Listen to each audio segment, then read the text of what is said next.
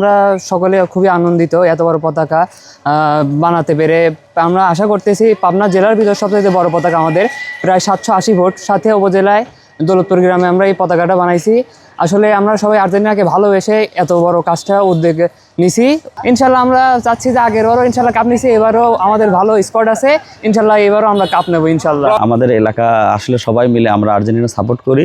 আমরা ছোট বড় এবং আমাদের একটা আমাদের আমেরিকাতেও আমাদের অনেক সাপোর্টার আছে, যার কারণে সেইখান থেকে ডোনার হিসেবে আমাদের এই একটা মানে স্পন্সর করছে আমাদেরকে। 780 ফিট আমরা এ পর্যন্ত সম্পন্ন করছি। আমাদের আরও ইচ্ছা আছে আমরা আরও বড় করে এই সাইড দিয়ে আমরা পতাকাগুলো আরও বিভিন্নভাবে আমরা করব। আমাদের মোটামুটি এই পাড়াতে আমাদের আর্জেন্টিনার সাপোর্টার হচ্ছে অনেক বেশি।